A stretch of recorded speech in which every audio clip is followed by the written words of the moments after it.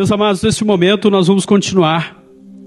E agora sim, quero convidar o pregador desta noite, nosso querido pastor Igor Bastos, que veio de longe, lá do Rio de Janeiro, para estar conosco esses dias. Pastor Igor, uma pena mesmo que você vai embora hoje. Rapaz, como foi bom ter recebido você aqui. Foi algo maravilhoso, de Deus mesmo, preparado, né? E então eu vou poupar as palavras aqui, porque a gente pode se emocionar, né? Então chega mais perto aqui. Pastor Igor é um amigo que a gente fez aqui esses dias, e a simplicidade dele chama a atenção da gente demais, né? José Carlos, que conviveu com ele também umas horas aí, pode testemunhar isso. Foi maravilhoso, foi bom demais. Abençoou a nossa casa, a nossa família, e assim, muito bom. E ele vai falar com a gente esse último dia, né, sobre esse tema tão sensível a todos nós, mas que é necessário ser ministrado. O Espírito Santo de Deus está falando conosco desde sexta-feira, e hoje não será diferente. Então, pastor Igor, nós queremos louvar a Deus pela sua vida em oração nesse instante, e que o Espírito Santo de Deus use você como usou esses dias. Senhor, obrigado pela vida do pastor Igor Bastos. Obrigado, Senhor, porque ele foi sensível ao chamado do Espírito Santo de Deus para realizar a tua obra, e pedimos simplesmente que o Senhor fale conosco, como já falou nos dias anteriores, em nome de Jesus. Amém. Amém. A paz do Senhor Jesus, igreja. Oh, glória, igreja viva, igreja abençoada. Para mim, com certeza, foi uma experiência muito bacana.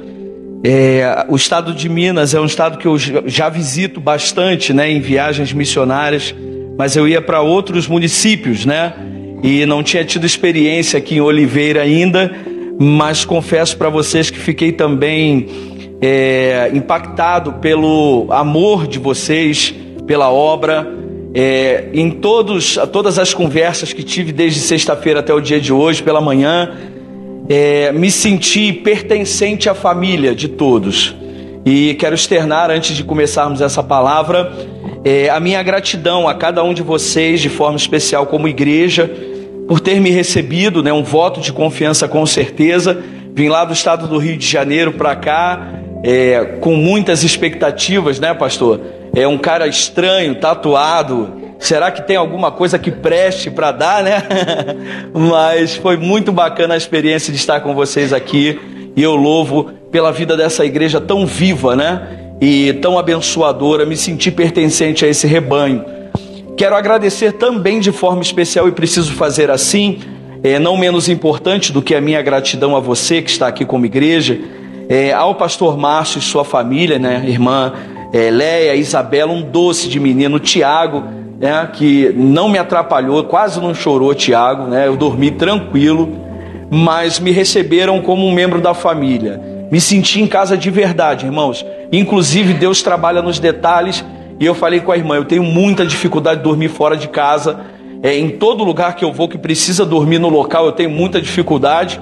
E aí Deus me presenteou com um bom colchão lá na casa do pastor e um travesseiro exatamente igual ao meu travesseiro de casa. Então Deus, ele trabalha nos detalhes, né? Então isso é fantástico. Mas além do abrigo que o pastor me deu, o acolhimento, eu queria agradecer ao irmão José, a Michele, a Nicole e o Cadu, que foram preciosíssimos comigo. Nossa, me levaram num lugar super bacana para almoçar. Um almoço assim na panelinha, eu com a vergonha, doido para comer na panelinha, mas o José falou, vai pastor, mete bronca, faz. Mas eu fiquei com vergonha, eu falei, é a primeira impressão, né? Eu não vou deixar o José chocado me vendo comer na panelinha, né? Mas passou, me levou em sua casa, me trouxe uma conversa muito agradável, uma pessoa muito acolhedora. Mas também quero agradecer aí ao Gabriel, a Karen e ao irmão Dalton. Estive com eles hoje lá, a irmã Cida, não é isso? Estive lá hoje também. Olha, olhei a fabricação de um fubá muito bacana, já tô levando para o Rio, já tô levando a goiabada, porque lá no Rio faz um angu doce, né? E botam a goiabada em cima, é um negócio assim de chocar o coração. E eu já preparei a mulher, falei, olha, já tô levando, prepara as tuas forças aí para tu fazer um negócio bacana para mim. Então, queridos, fui muito acolhido, muito mesmo, de verdade. Todos vocês muito amáveis. Não me trouxe nenhum espanto, porque eu sei que o povo mineiro vence de lavada o carioca no acolhimento. Então, tive portas abertas, todas as visitas que fizemos fomos acolhidos. Isso é um motivo de muita gratidão. Com certeza volto para o Rio, mandei mensagem para minha esposa hoje, eu falei, amor, achei a cidade quando nós nos aposentarmos para a gente vir morar.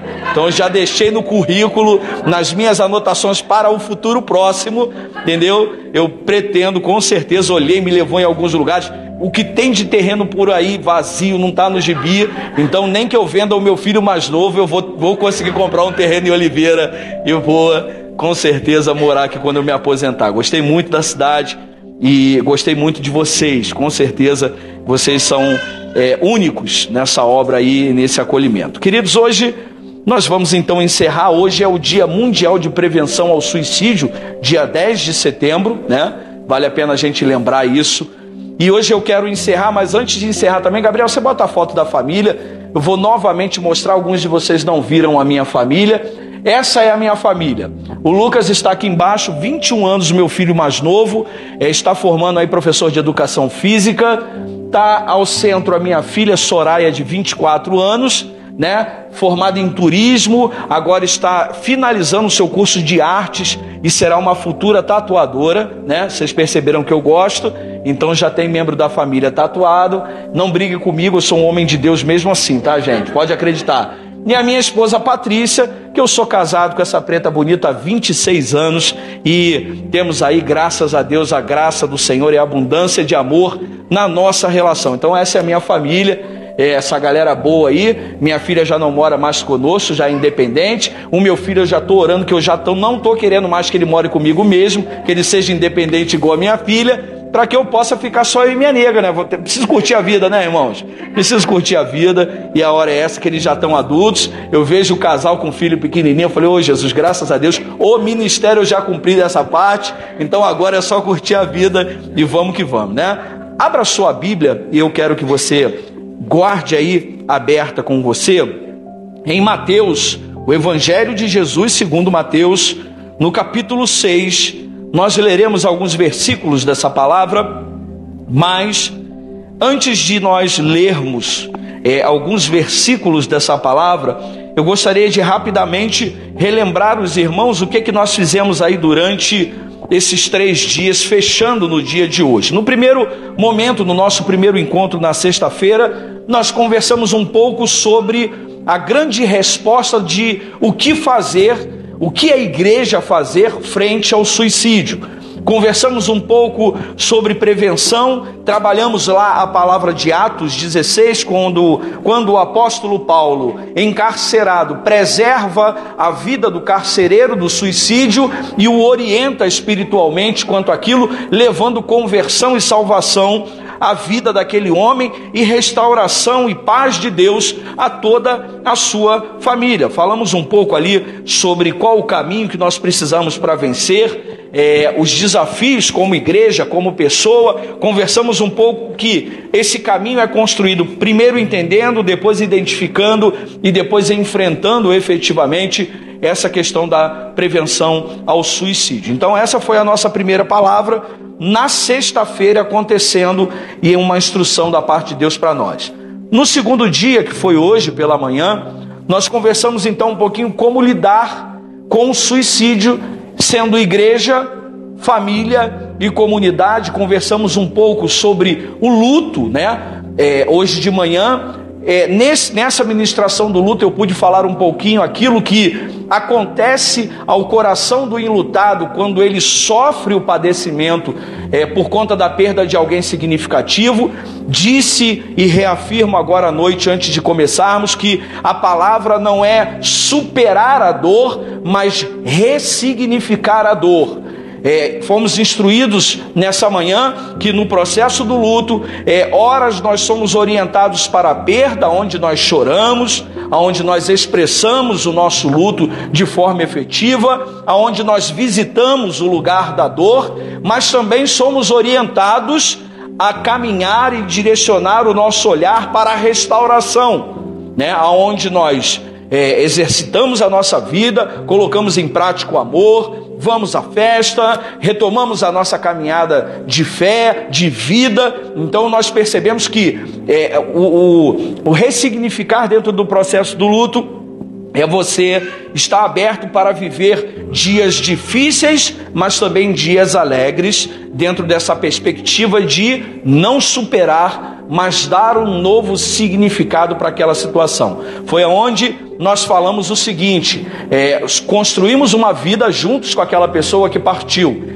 e sofremos o tanto que amamos aquela pessoa, né? Então nós não podemos apagar as memórias, e aprendemos hoje de manhã que nós somos os únicos seres criados por Deus que busca força nas suas memórias. Então, quando nós somos atravessados pela dor da perda de alguém, o que mais precisamos fazer é visitar esse lugar de dor e assim trazer à memória tudo de bom que foi construído, e nessa memória buscar forças para continuar, porque isso, eu sempre digo isso, não disse de manhã, essa é a maior forma de nós homenagearmos aqueles que partiram e que deixaram no nosso coração uma grande marca. Hoje nós vamos conversar um pouquinho sobre o tema Escolha Viver, e aí eu acrescentei um pouquinho mais, alinhando a vida à promessa de Jesus. Qual foi a promessa que Jesus fez quando nós lemos João 10:10 projetado aqui? Eu vim para que tenham vida e a tenham em abundância, né? Tenha em abundância. Isso é uma promessa de Jesus. Só que nós precisamos fazer a nossa parte para que essa promessa alcance a nossa vida. Escolher viver é fazer a nossa parte frente a uma grande promessa de abundância de vida. E quando Jesus disse abundância de vida, justamente não é abundância na conta do banco, embora possa acontecer e não há mal nenhum. Não é abundância de posses, né? De casas, de fazendas. Não é isso que Jesus falou, embora isso possa acontecer e é legítimo acontecer. Mas uma vida abundante é uma vida onde as tuas emoções não te atrapalham e o poder de Deus tem liberdade para fazer você crescer. Isso é uma vida abundante.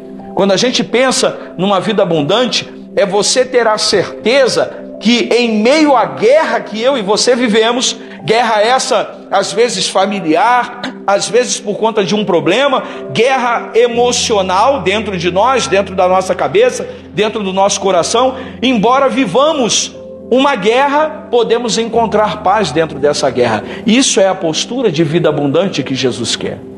E aí, nós precisamos percorrer um caminho. Nós precisamos alinhar então a nossa vida, os nossos saberes, o nosso comportamento. Lembra que eu falei pela manhã, nós somos seres de comportamento, que é o conjunto de realidades que somadas nos fazem reagir a um fator externo ou interno. Nós somos seres de reação, temos um comportamento diante da vida. E se aprendermos o comportamento certo em alinhar a nossa vida com aquilo que o Senhor Jesus tem, querido, não tem ninguém que vai segurar você, nem mesmo as suas emoções, tá certo? Então, como boca profética, nessa noite eu queria compartilhar um pouquinho da palavra de Deus com você. Você abriu aí em Mateus capítulo 6, mas deixa marcadinho aí com o seu dedo, abra um pouquinho depois aí no Evangelho de Jesus segundo João, capítulo 14, eu quero fazer a leitura de um versículo. Deixa Mateus 6 guardadinho, abra em João capítulo 14, verso 6, nós faremos a leitura. Aproveitando que você procura, quero mandar um beijo para minha esposa, ela está nos assistindo. Amor, te amo, já estou com saudade, amanhã estou chegando, tá? Cheio de coisa de comer na mala, né? E a irmã Rosane também, a ovelha minha lá na Pavuna, maravilha, irmã Rosane e Diácono Ulisses, né? Pessoas tão amáveis que cuidam de mim direto lá.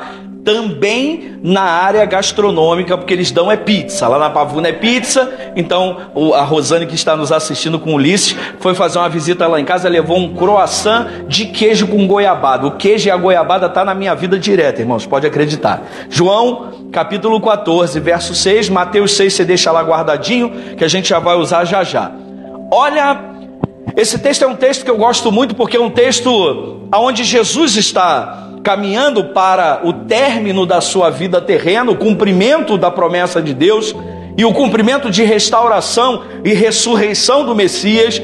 Os discípulos, eles acabam entrando em crise, porque a partir daquele momento, desse capítulo 14, nós vemos as discussões dos discípulos. Nós começamos a olhar os discípulos agoniados, porque Jesus disse que o fim estava próximo, a morte dele chegaria em breve. E os discípulos, muito desesperados, estavam preocupados como eles fariam a partir de agora para viverem sem a presença do Mestre. E conversando entre eles, Jesus percebe essa conversa e responde a esses discípulos dizendo para eles: olha, não se turbe o vosso coração, crede em Deus, crede também em mim. Na casa de meu pai há muitas moradas, se não fosse assim eu não haveria dito, vou preparar-vos o lugar, e quando preparar, voltarei e os buscarei para estarem aonde eu estou. Jesus falou para eles, mas ainda com o coração duvidoso, os discípulos perguntam para ele: mas Jesus, qual é o caminho que nós vamos seguir a partir de agora para alcançar esse lugar aonde o Senhor estará preparando para nós? E aí Jesus responde a eles esse versículo 6, que para mim é um dos versículos mais brilhantes da Bíblia e que nos orienta hoje no começo da nossa reflexão. Vamos usar Mateus 6 depois. Jesus, ele responde, e aí diz assim, olha aí na sua Bíblia, que é a palavra de Deus. Jesus respondeu: eu sou o caminho, a verdade e a vida. Ninguém vem ao Pai a não ser por mim. O que eu quero inicialmente conversar com você sobre esse pequeno versículo? Pense comigo. Todos os dias da nossa vida, eu e você somos submetidos a ocasiões que impõem sobre as nossas vidas 3 situações. Toda a nossa vida, todos os nossos dias, estamos submetidos a 3 situações que nós precisamos pensar. E a primeira delas, nós estamos submetidos a limites. Segundo, nós estamos submetidos a obstáculos. E terceiro, nós estamos submetidos a mudanças. Muitas dessas ocasiões são decisivas para a nossa vida, não oportunizando a nós uma outra chance. Você lembra que eu falei de manhã, para os que estiveram de manhã, a vida é o jogo de uma partida só. Nós não temos substituição, não dá para lesionar e fazer aquele sinal que o jogador faz, né? Substitui aí, não tem como. O jogo da vida é jogado numa partida só. Nós temos aí, de repente, 2 períodos de 40 anos, e quando temos uma saúde mais bacaninha, de repente aí 2 períodos de 45 anos, né? 2 tempos para jogar de 45 anos cada um, e aí a gente soma lá os 90, tem gente que vive 95, 100, 105, mas nós temos aí esses tempos de vida. Então, a nossa vida, ela é de decisão, e todos nós vamos enfrentar, somos submetidos a essas questões: limites, obstáculos e mudanças. E nós não temos oportunidade de repente apagar, passar uma borracha e fazer de novo. Não, se fez uma vez, consequentemente eu e você vamos assumir as responsabilidades das decisões que nós tomamos ali. Quando eu digo limites, eu digo que limite é uma espécie de linha que nós não podemos ultrapassar. Essa linha, às vezes, para nós pode ser uma linha imaginária, onde você entende ali o limite, mas às vezes você e eu vivemos alguns limites reais, e esses limites reais muitas das vezes são ditados pela nossa condição emocional. A música que nós cantamos aqui, que nós vimos aqui as meninas cantando, fala sobre isso. Deus diz que eu sou algo quando eu não a consigo enxergar que sou. Isso é um limite, né? Uma crença limitante, onde você pode olhar para você e não conseguir enxergar aquilo que realmente Deus tem te feito. Isso é um limite. Quando eu digo obstáculo, eu digo aquilo que impede eu e você de nos movimentarmos para frente.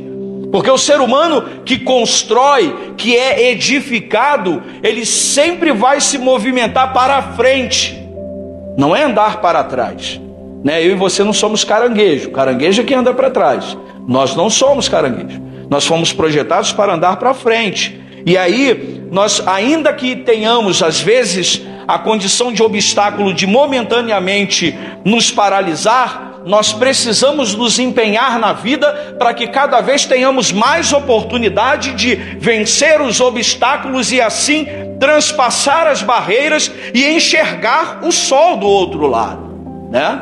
Então isso eu entendo por obstáculo. Entendo por mudanças o grande novo que se pode encarar toda vez que os obstáculos e os limites são vencidos. E aí, essas fases sendo perpassadas, eu posso viver aquele inimaginável. Olha, eu não esperava por isso. Eu, quando saí do Rio, saí bastante apreensivo mesmo, de verdade.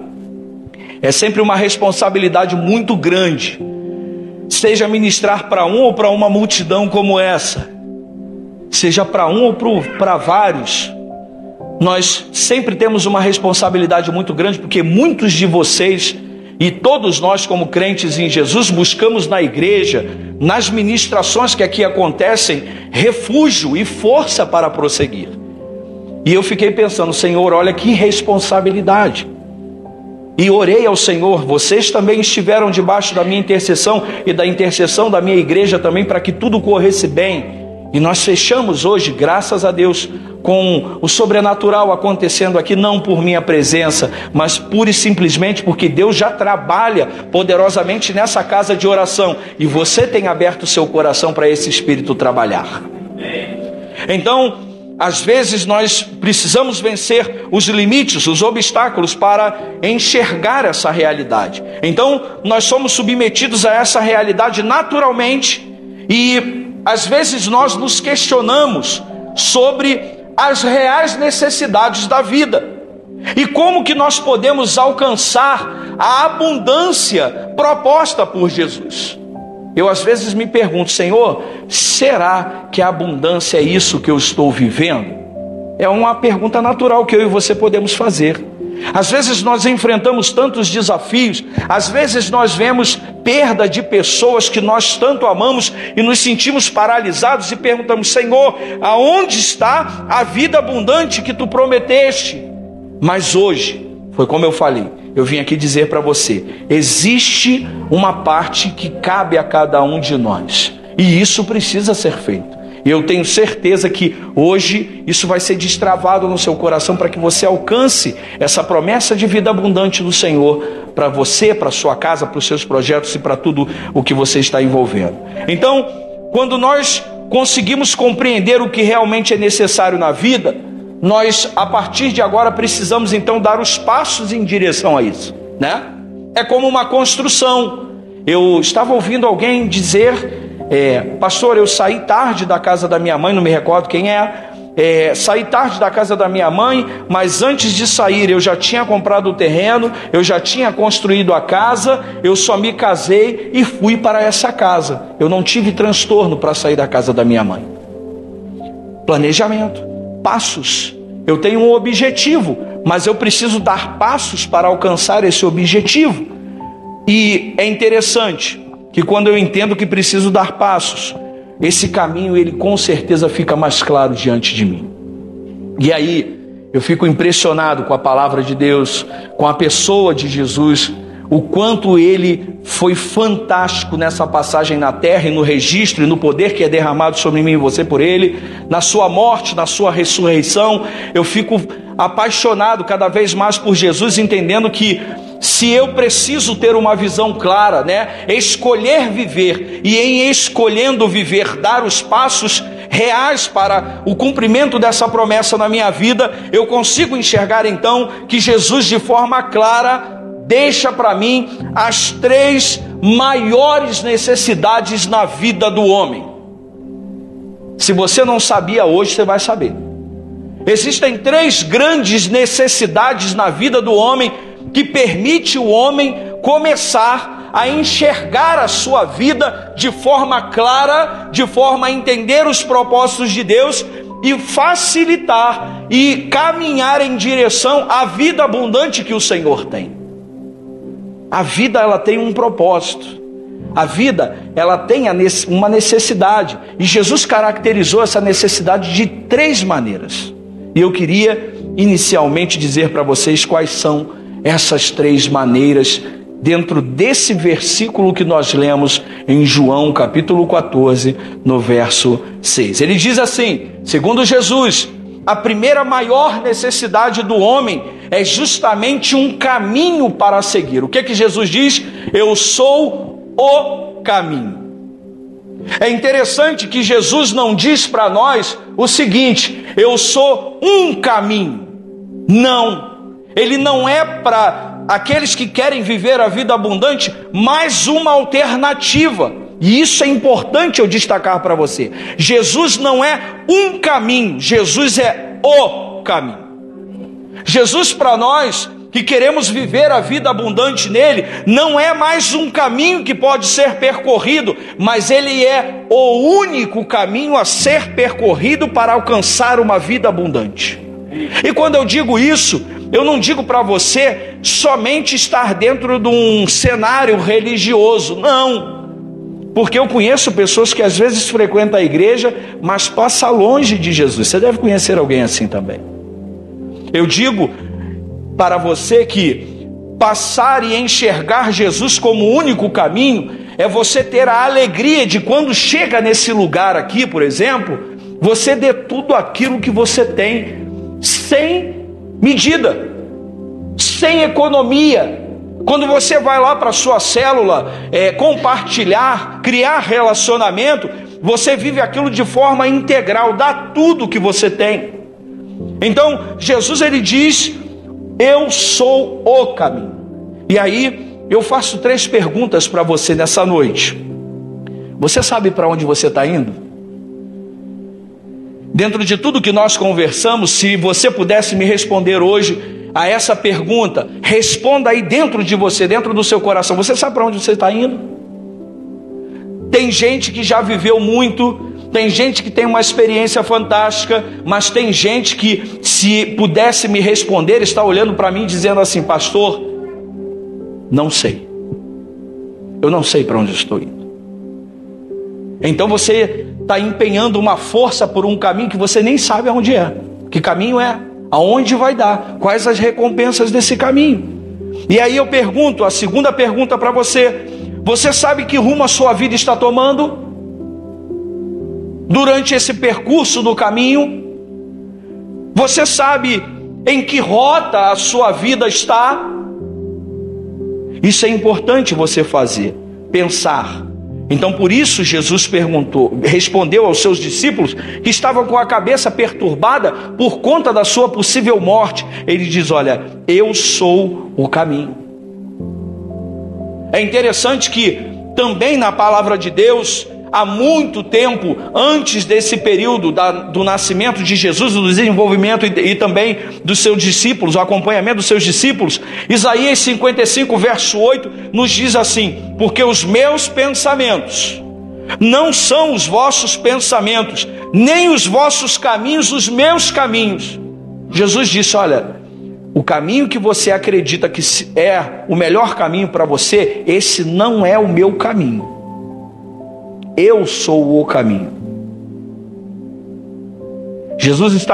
Deus estava remediando pela vida do profeta, para aquele povo dizendo, olha, existe um pensamento maior do que aquilo que você acredita ser a melhor coisa para a sua vida. E existe um caminho que é muito maior do que esse caminho que você acredita que é o melhor caminho para a sua vida. E aí, a gente empenha força nisso, fazendo, acreditando fortemente que está passando por um caminho que leva à vida abundante, mas aí às vezes alguns de nós percorrem o caminho e quando olha para trás, possivelmente alguns de vocês aqui já estiveram nessa posição, eu já estive nessa posição, eu olhei para trás, já tinha caminhado, muitas pessoas falavam, poxa pastor, você tem tanta experiência, você já viveu tanto, já foi atravessado pelo sofrimento tantas vezes, mas quando eu olhava para trás eu percebia e tinha a sensação que eu não havia construído nada. A sensação é que eu estava ainda dando o primeiro passo do caminho.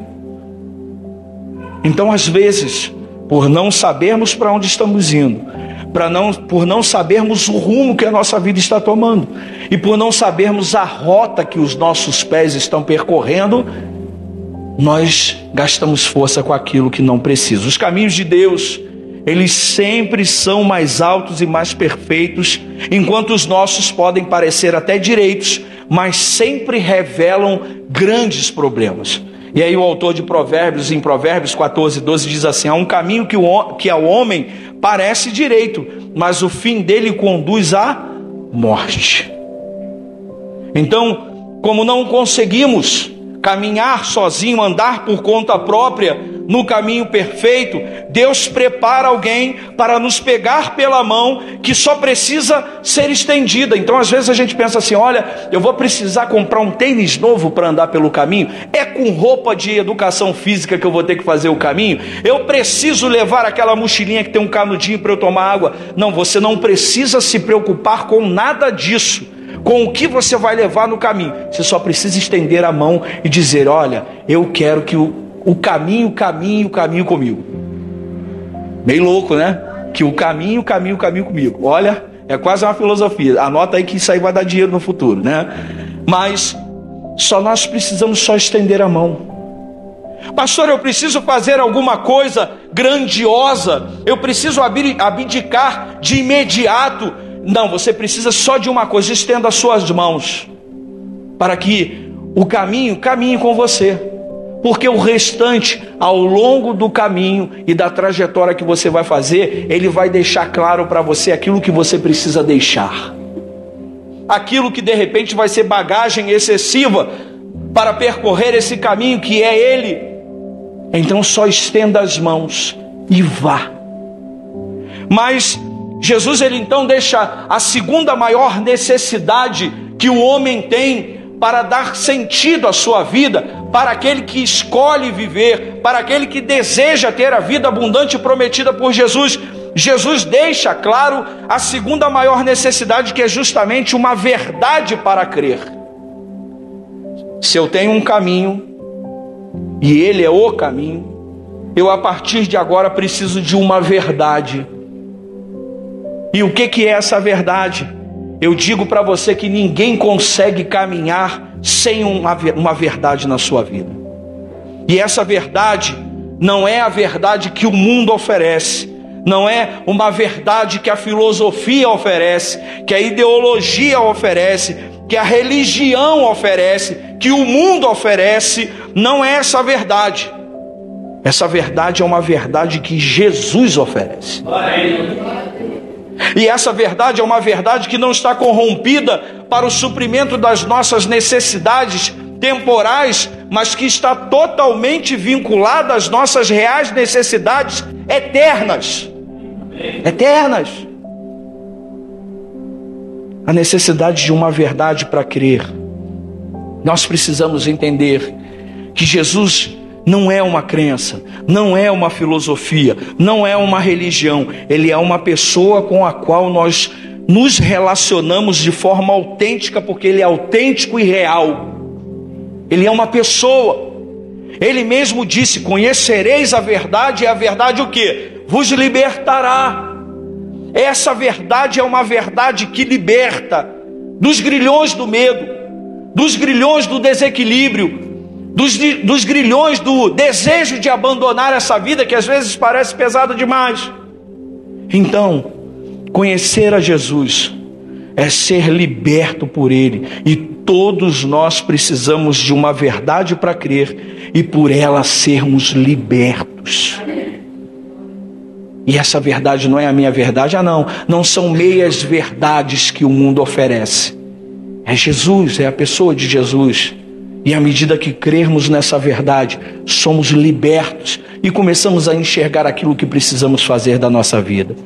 A terceira maior necessidade da vida do homem, que Jesus deixa claro nesse versículo, é uma vida para viver, um caminho para seguir, uma verdade para crer, uma vida para viver. Ele diz: eu sou a vida.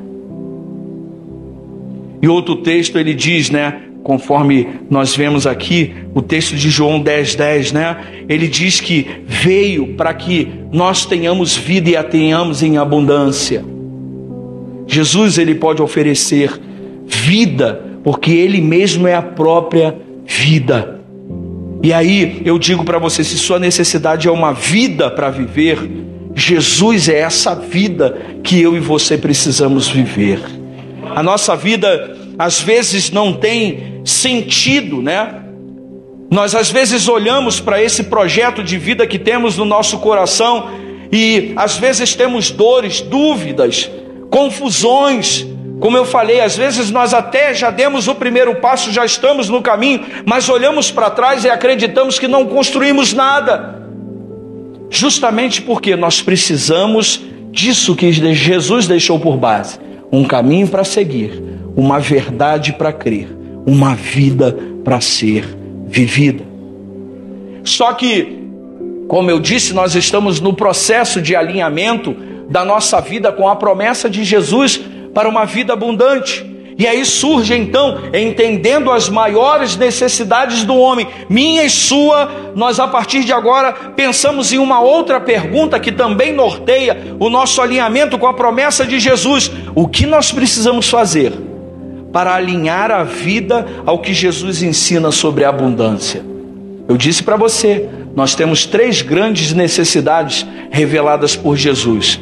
Entendendo as nossas necessidades, entendendo a pessoa de Jesus dentro desse processo, nós então agora temos que nos perguntar: o que eu preciso fazer para alinhar a minha vida a essa vida abundante que Jesus promete?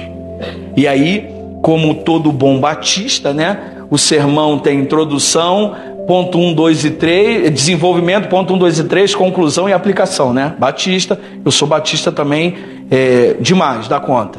O que nós precisamos fazer? Primeiro, eu digo para você o seguinte: se você entende que você precisa de um caminho para caminhar, que você precisa de uma verdade para crer, e que você precisa de uma vida para viver como extrema necessidade, você então, construindo esses passos a partir de agora, você precisa confiar na soberania de Deus. E aí, esse texto de Mateus, joga lá a Bíblia para Mateus, joga para trás um pouquinho aí nesse texto que a gente viu. Você que está na forma digital aí, rapidinho, 2 cliques, você já bota lá em Mateus de novo. Em Mateus 6, nós temos uma fala de Jesus sobre isso, que nós precisamos confiar na soberania de Deus. Olha o que diz a palavra, verso 25 e 26. Portanto, eu lhes digo, não se preocupem com as suas próprias vidas quanto ao que comer ou beber, nem com seus próprios corpos quanto ao que haveis de vestir. Não é a vida, e aí olha o que Jesus faz como afirmação: não é a vida mais importante do que a comida e o corpo mais importante do que a roupa? Ele está dizendo, você não precisa se preocupar com o suprimento, mas você precisa a partir de agora, confiando na soberania de Deus, se preocupar com aquilo que é a sua maior responsabilidade: viver. E aí ele indaga: será que a vida não é mais importante do que o que tem para comer e o que tem para vestir? Jesus faz essa pergunta. Observem as aves do céu, não semeiam, nem colhem, nem armazenam em celeiros, contudo, o Pai Celestial as alimenta. Não tem vocês muito mais valor do que elas? Então Jesus pergunta: será que a vida não é mais importante do que qualquer outra preocupação que você tem?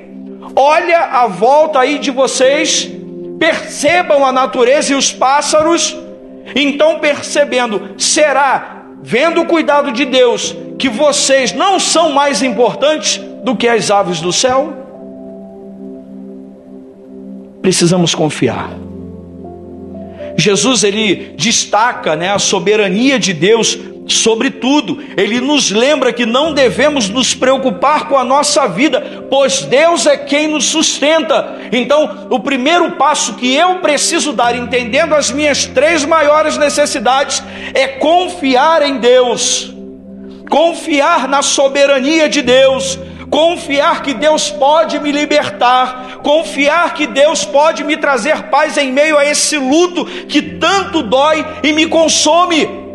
Eu preciso acreditar e crer na soberania de Deus, porque Ele tem para mim e para você uma vida de total abundância.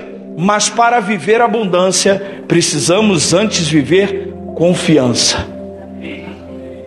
Por que eu digo isso? Gabriel, nós vamos para a foto. Por que eu digo isso para você? Acerca de confiança.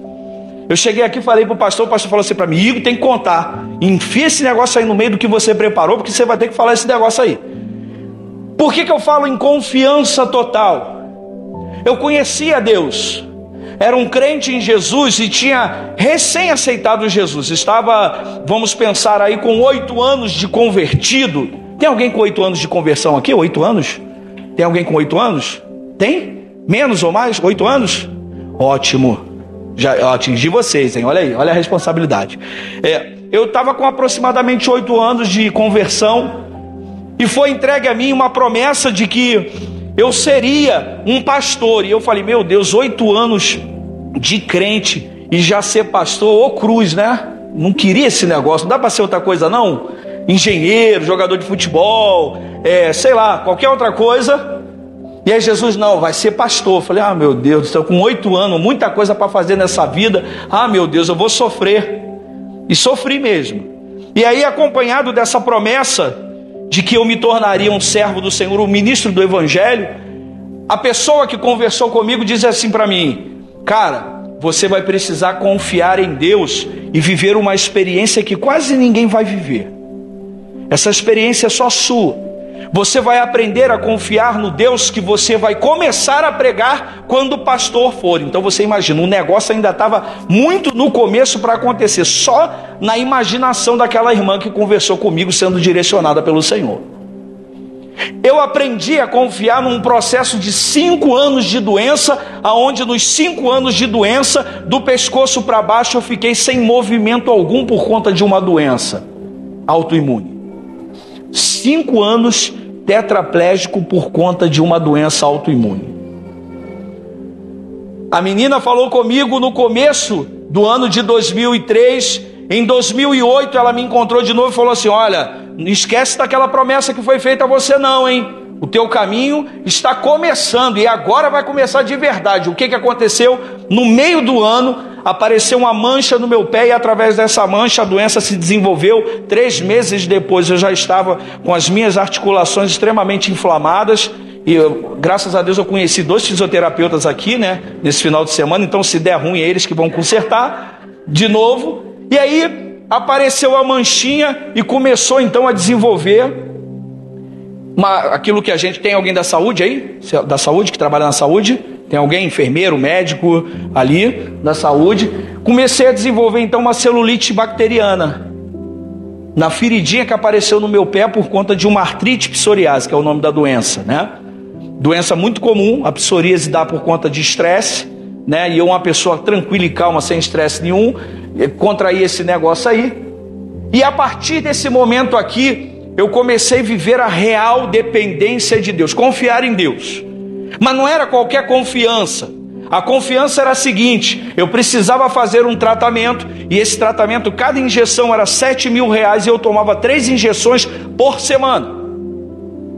Deus fez o milagre de que maneira? O médico que me atendia, um ateu, falou para mim assim: cara, eu não sei por que eu vou fazer isso, mas as injeções vão chegar na tua casa. E o cara comprou no cartão de crédito dele 2 anos de injeção para mim.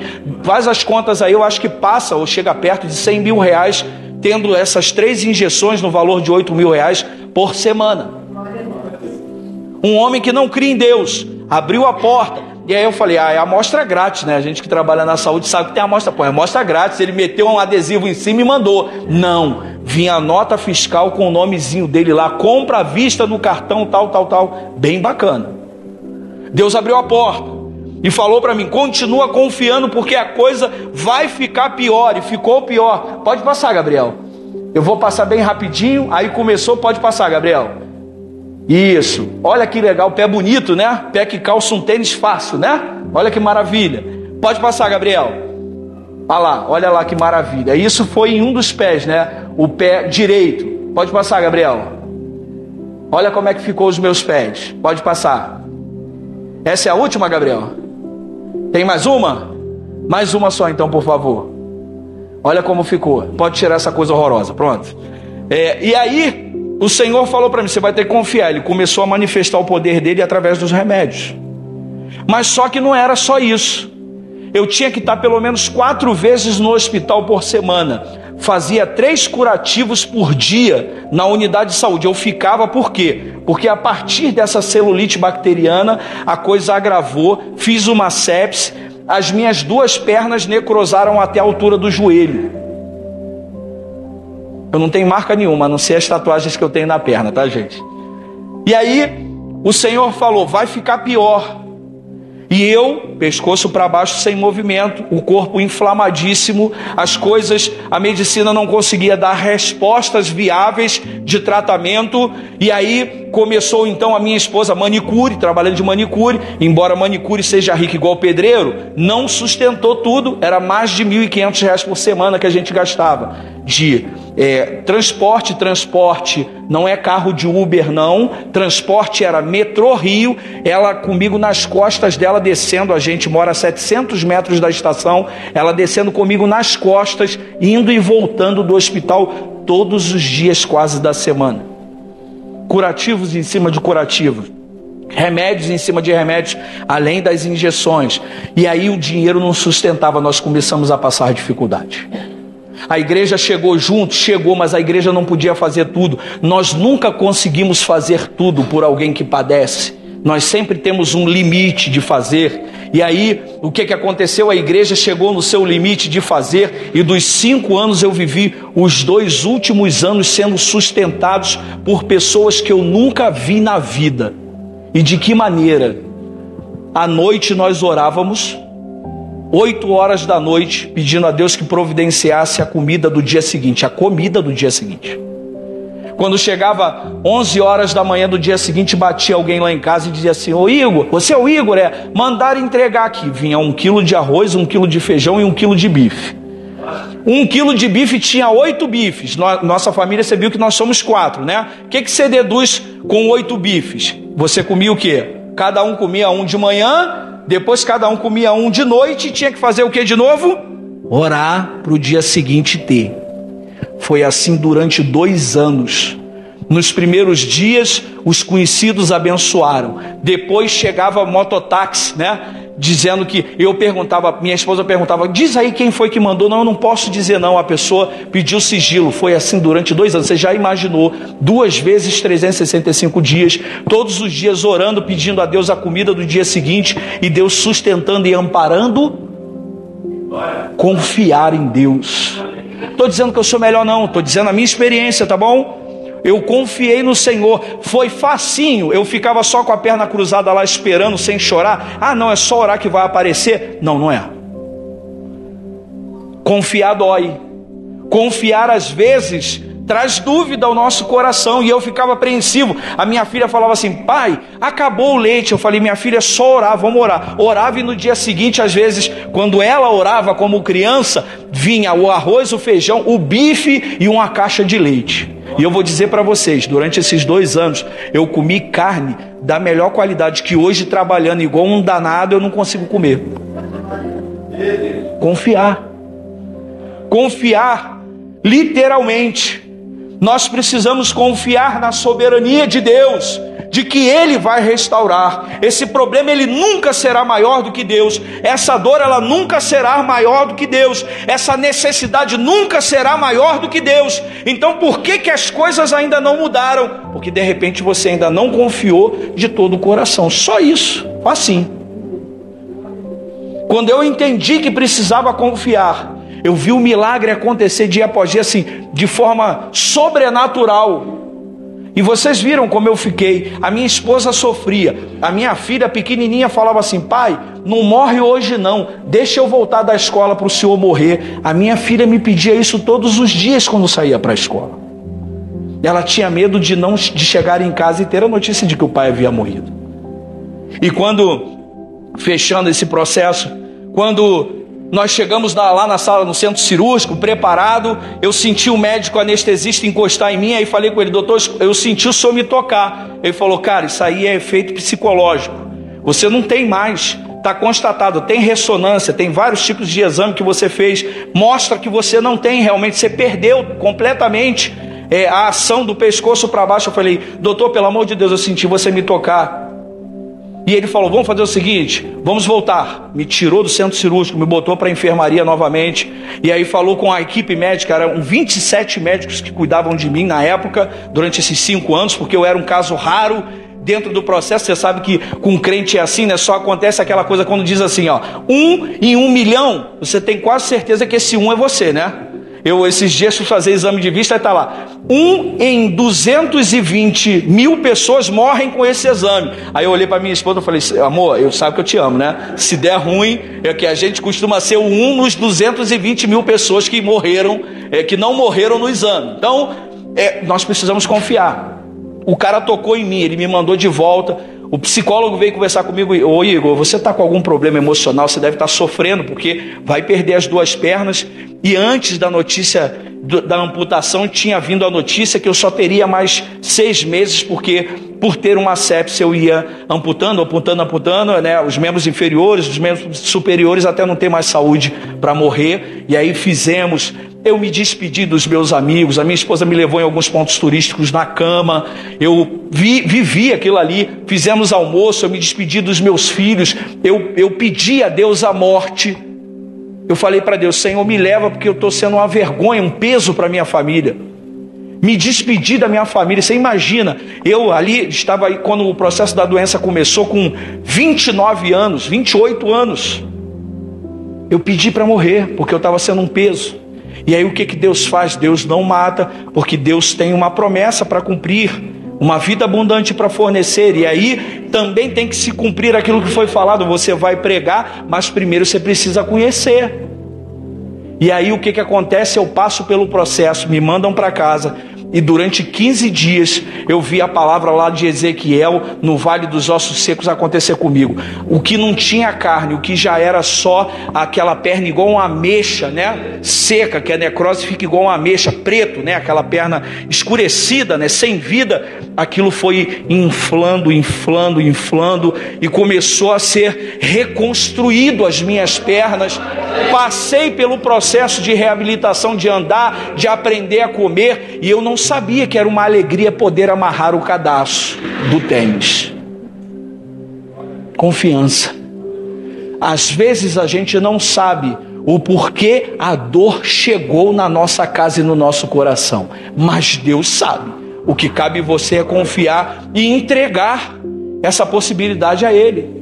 E aí foi interessante que quando eu cheguei lá, que eu vi o processo de restauração, o médico falou assim: foi aonde, cara? Mudou de religião? Foi lá do outro lado lá fazer alguma coisa? Botou algum prato em algum lugar, uma erva, fez alguma coisa? E aí eu falei: não, doutor, não fiz nada não. A única coisa que eu fiz é o que eu já faço durante esse tempo inteiro. Continuei orando. Ele falou: rapaz, eu não posso nem como médico dizer para você o que está acontecendo, mas pelo que eu estou vendo, tu está sendo curado.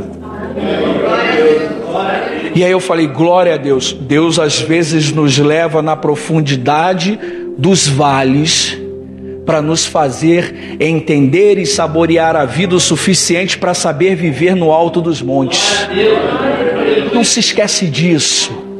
Deus nos leva no fundo dos vales para nos ensinar a saber saborear a vida no cume dos montes, no alto dos montes.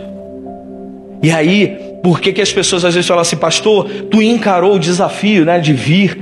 Pastor, tu é louco, cara, tu vai sem nada. Vou sem nada, irmão, só vou com a passagem que o irmão comprou e pela fé mesmo. Vamos embora, não tem conversa não. Tem não, vamos. Pastor, vamos ali fazer uma visita? Vamos embora.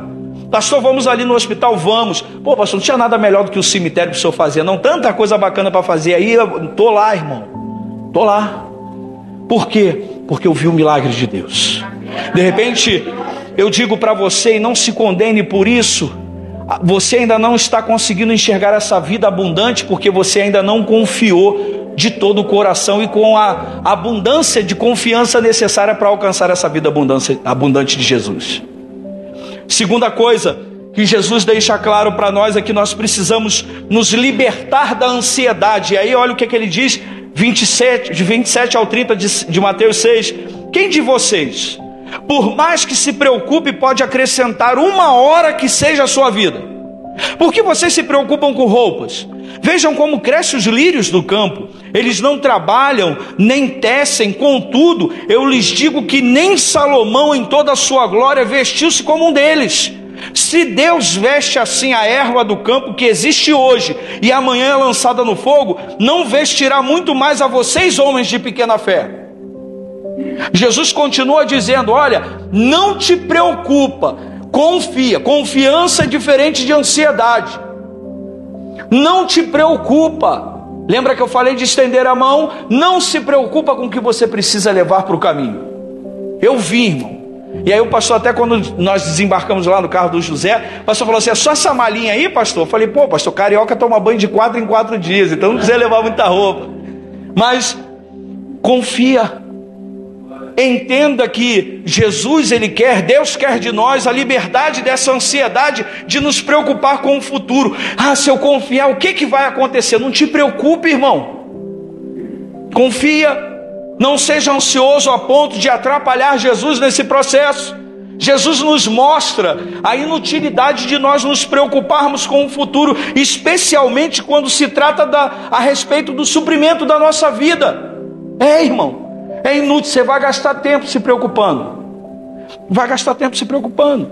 Jesus faz questão de mencionar o fato de que os lírios do campo não trabalham nem tecem, mas mesmo assim são adornados por Deus. E é isso que eu e você precisamos nos preocupar. Livrar-nos da ansiedade e saber que Deus é quem cuida de cada um de nós. Irmãos, foi o que eu falei, eu comi mais carne de primeira nos 2 anos doente do que eu já comi em toda a minha vida antes da doença e depois dela, agora trabalhando muito. Que vida de pastor não é fácil não, irmãos. Nem aqui, nem lá no Rio de Janeiro, né? Não é mole não. Mas também nós precisamos redefinir as nossas prioridades. Olha o que Jesus diz, verso 31 ao 33 de Mateus 6. Portanto, ele complementando a palavra: não se preocupem dizendo: que vamos comer, ou que vamos beber, ou que vamos vestir, pois os pagãos é quem correm atrás dessas coisas. Mas o Pai Celestial sabe que vocês precisam de cada uma delas. Busquem, pois, em primeiro lugar o reino de Deus e a sua justiça, e todo o restante lhes serão acrescentados. Jesus nos convida a redefinir as nossas prioridades. Isso significa que nós precisamos colocar Deus aonde? Em primeiro o quê? Lugar. Em primeiro lugar. Em primeiro lugar em tudo aquilo que nós fazemos. E colocar em primeiro lugar não é, eu vou desmistificar isso daí, depois o pastor vai me bater lá fora, não é ficar enfurnado dentro da igreja, não. Deus em primeiro lugar é quando você sente, né? Hoje quando nós chegamos aqui, o irmão falou assim para mim: eita pastor, não consegui vir hoje que eu tinha um negócio para fazer, mas fiquei com meu coração partido de não vir. Gostei muito do que fiz, mas queria estar aqui, mas não podia estar aqui. Eu falei: ô meu irmão, glória a Deus, Deus em primeiro lugar, porque quando você cuida da sua família, Deus está em primeiro lugar. Quando você faz aquele bolo gostoso para você levar para a sua célula, né? Deus está em primeiro lugar, irmão. Louvado seja o nome do Senhor. Então, nós precisamos botar Deus em primeiro lugar, colocar Deus em primeiro lugar em todas as áreas da nossa vida. E aí nós terminamos aqui dizendo o último passo que nós precisamos dar. Nós precisamos viver um dia de cada vez. Aí, Mateus 6, verso 34. Portanto, não se preocupem com o amanhã, porque o amanhã se preocupará consigo mesmo. Basta cada dia o seu próprio. Você precisa desenvolver alguma expertise? Tem que ser no dia. Amanhã vai ser completamente diferente. Ou teve alguém aqui que já viveu 2 vezes a mesma coisa em dias seguidos? Não existe. Você não acorda a mesma pessoa depois desse culto. Você não acorda a mesma pessoa depois da última devocional que você fez antes de dormir e acordou no dia seguinte. Você não acorda a mesma pessoa depois do sofrimento que você enfrentou e confiou em Deus. Você não acorda a mesma pessoa quando encarou aquele desafio e precisou desenvolver novas expertises para tratar daquilo. Mas o que acontece? Nós precisamos viver um dia de o quê? De cada vez. Não dá para viver tudo. Não dá para ser igual aquele filme já bem antigo que tem aí que o cara adiantava a vida com um controle remoto, né? Clique. Não, a vida não pode ser feita assim. Lembra que eu falei? Nós estamos o quê? Rápidos demais. A vida não pode ser adiantada.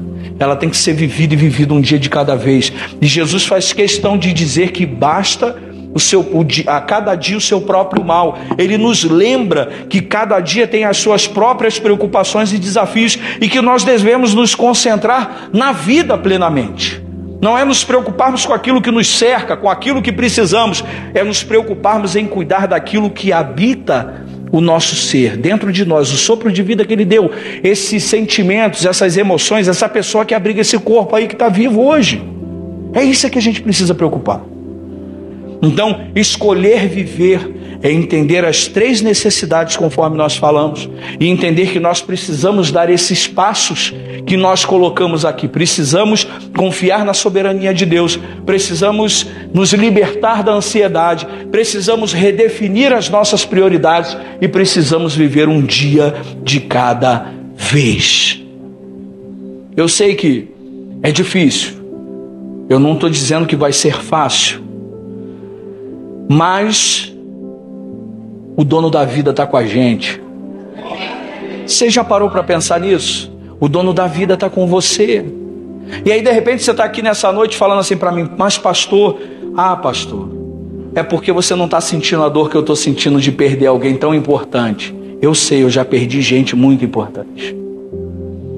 Pastor, você não sabe a dor que é enfrentar uma doença, um câncer, uma hemodiálise, uma atrofia, qualquer doença que você possa imaginar, um problema cardíaco. Eu sei, é porque eu já estive quase perto da morte, já pedi a morte quando estava frente a uma luta tão dolorosa e intensa.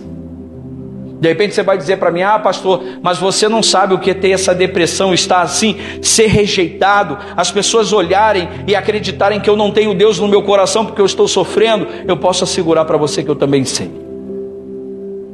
Eu, como boca de Deus, como ministro do Evangelho, vim dizer para você aquilo que o pastor de vocês já tratam com vocês de forma muito excelente durante os cultos, durante as células, e vocês terão a oportunidade de ter esse material em mãos e estudar esse material ao longo das próximas semanas. Entenda que eu vim dizer para você que Jesus Cristo é a solução. Não esqueça disso. Eu sei que tem pessoas aqui hoje que com certeza já participaram da igreja, são amigos desse evangelho que é maravilhoso, mas amigo é diferente de filho. Você dá a melhor parte para o amigo ou para o filho? Para quem, gente? Quem é pai e mãe? Se você tiver que dar o melhor pacote de biscoito, você vai dar para o amigo ou para o filho? E aí, você entendeu o que eu quis dizer, não entendeu? Ser amigo, você só vai receber aquilo que é confiado ao amigo. Agora, se você é filho, você torna-se herdeiro do maior patrimônio oferecido por Deus, que é a vida eterna. A melhor solução não é desistir. A melhor solução não é acreditar que a dor é maior do que Deus. A melhor solução não é acreditar que o sofrimento que está sendo vivido é maior do que a presença de Deus. Nosso desafio é continuar confiando, pedindo a misericórdia de Deus, virando a chave, deixando de ser amigo para ser herdeiro. Herdeiro. É diferente. Eu quero fazer uma oração por você e encerro a minha palavra com muita gratidão nessa noite. Curve a sua cabeça. Pastor Márcio, venha. Eu quero fazer essa oração e depois o pastor Márcio vai dar uma palavra para você, vai fazer um convite especial para você. Feche os teus olhos. Eu quero orar por você. Ó Deus, nós te damos graça por essa noite. Nós estamos aqui nesse domingo, passamos por 3 mensagens onde nos foi esclarecido que escolher viver é a melhor decisão. Nós durante esse fim de semana aprendemos o que é prevenção, o que é pós-venção, como lidar com o luto. Hoje nós aprendemos as nossas reais necessidades e o que nós precisamos fazer para alcançar a vida abundante. Ó Deus, alguns de nós estão de forma recorrente na igreja, trabalhando, entregando o seu melhor. Mas alguns nessa noite estão visitando, já são amigos, já vieram aqui, sabem que aqui tem uma palavra agradável, um povo amável, pessoas que nos fazem pertencer, mas nós aprendemos, Pai, que ser amigo não é o suficiente. Nós precisamos ser herdeiros, porque só herdeiro alcança a vida abundante. Ó Deus, trate dos nossos corações através do Espírito Santo, nos concedendo serenidade e paz para sempre escolher o melhor caminho, que é o Senhor, o caminho. Ensina-nos a ter um coração sincero e generoso, ó Deus, para acreditarmos que essencialmente precisamos viver sob a perspectiva de uma verdade, e o Senhor é a verdade. Ó Deus, cria em nós uma sensibilidade para enxergar que nós precisamos viver essa vida essa de jogo único, de única oportunidade. Nós não podemos mais desperdiçar. Nós não queremos mais entregar os nossos dias ao extremo sofrimento. Nós queremos dar um novo sentido à nossa jornada. Às vezes nós que já temos o Senhor na nossa caminhada, precisamos dar um novo sentido. Nós que chegamos aqui que ainda não temos o Senhor como Salvador, precisamos dar um novo sentido. Precisamos caminhar em direção a essa promessa de vida abundante. O Senhor confiou esses passos a nós. Obrigado, porque sabemos que é o Teu Espírito Santo que convence do pecado, da justiça e do juízo. O nosso papel é praticar aquilo que o Senhor nos ordena e abrir o nosso coração para a extrema confiança no Senhor. Confiança essa que nos liberta da ansiedade. Confiança essa que nos faz enxergar a superioridade dos Teus caminhos e dos Teus pensamentos. Confiança e entrega total, que nos devolve algo que total também compõe a nossa nova vida, que é essa vida abundante. Espírito Santo, passeia nos nossos corações. Que em nome de Jesus haja cura nessa noite, que haja libertação, que haja bálsamo sobre a dor da perda, que haja em nome de Jesus restauração da saúde física e mental, que haja, Deus, o cumprimento da Tua promessa nessa noite. Obrigado, Jesus, porque hoje nós queremos dar esse primeiro passo, confiarmos incondicionalmente no Senhor, entendendo que é o Senhor o dono da vida. Obrigado, Jesus, por essa noite. Assim nós te oramos e também te agradecemos nos nomes santos de Jesus. Amém. E graças a Deus.